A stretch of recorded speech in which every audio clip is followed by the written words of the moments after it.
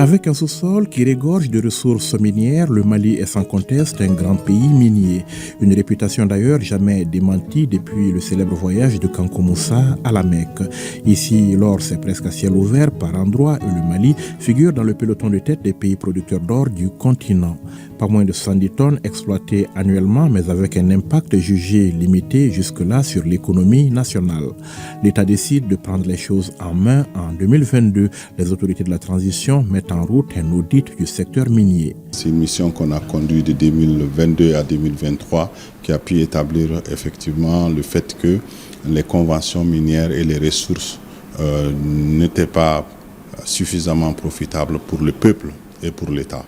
Or, l'État et le peuple sont les propriétaires de ce qui existe au sous-sol et donc il est tout à fait normal que ces conventions qui venaient des codes antérieurs soient des conventions qui partageaient de façon équitable et juste les revenus issus de cette industrie. En pointant du doigt des dysfonctionnements et un manque à gagner pour l'État, la mission d'audit fait un certain nombre de recommandations au rang desquelles l'adoption d'un nouveau code minier et d'une nouvelle loi sur le contenu local.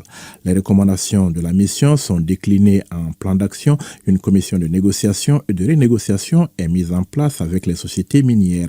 Une équipe pluridisciplinaire avec des objectifs bien précis. Quand on partait voir les sociétés minières, la feuille de route, essentiellement, c'était comment faire en sorte que les impôts, droits et taxes qui n'étaient pas payés à hauteur de souhait, bien sûr, les sociétés vont dire que c'était conformément à leurs conventions. Comment faire en sorte que ces conventions soient revues, soient modifiées dans l'intérêt de toutes les parties prenantes, surtout que toutes ces conventions ont prévu une clause de modification qui permettent aux différentes parties de revoir les différentes clauses. Ces objectifs étaient principalement articulés autour de deux points majeurs. Le premier, c'était un objectif structurant, s'assurer de l'équilibre du partage de ce qui sort du sous-sol entre l'État, la population d'une part, et d'autre part l'investisseur. Et ensuite, le deuxième point important, c'était de s'assurer qu'au titre des manques à gagner de l'État, on pouvait, au niveau de la Commission, recouvrer environ 400 milliards de francs CFA pour le trésor public immédiatement. Et tout en permettant aux sociétés de continuer leur exploitation, cette fois-ci selon les termes et conditions fixés par l'État, à savoir le Code minier de 2023. Au total, 15 mines d'or en exploitation et 2 mines de lithium, soit 17 sites miniers, ont été concernés par le travail de la Commission. En termes de recouvrement, les objectifs sont largement dépassés et l'ensemble des sociétés concernées ont été amenées à s'aligner sur le nouveau code minier, un code beaucoup plus équilibré avec des retombées certaines pour l'État malien.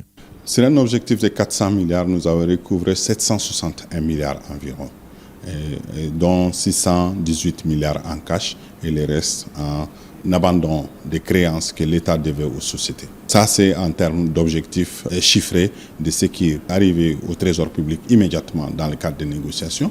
Ensuite, nous avions un objectif structurant qui consistait à faire migrer ces sociétés qui avaient quand même des conventions antérieures qui sont basées sur des anciens codes miniers qui devaient continuer sur des durées encore plus longues et sur la base d'un déséquilibre et d'un partage inéquitable de ce qui sortait du sous-sol.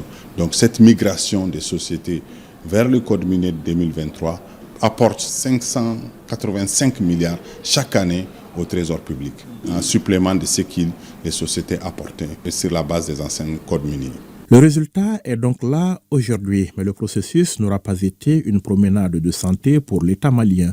Les sociétés minières réticentes au départ ont dû finalement, après moult tractations et procédures et divers recours, admettre le déséquilibre existant au détriment de l'État malien et accepter les mesures envisagées. Au tout début, certaines sociétés n'étaient vraiment pas coopératives. Ça faisait de la résistance, même de la rétention d'informations, mais on a pu surmonter tout ça puisqu'on a d'autres moyens également de collecte, de recoupement d'informations. On a eu différents types de réactions. Certaines sociétés ont coopéré, d'autres un peu moins, d'autres ont essayé d'utiliser la technique d'usure pour voir si la Commission va résister encore plus dans le temps. La commission étant composée de plusieurs spécialités, et nous avions toujours la possibilité de parvenir à recouper les informations, à nous assurer qu'effectivement, quelle que soit la stratégie des vents, et l'objectif et l'engagement des maires. Parfois, les sociétés sont intervenues pour tenter de créer des fissures à l'intérieur de la commission pour ne pas avoir un bloc en face d'eux. Donc nous avons surmonté ces difficultés. Nous avons toujours gardé au niveau de la commission une cohérence et un travail d'équipe.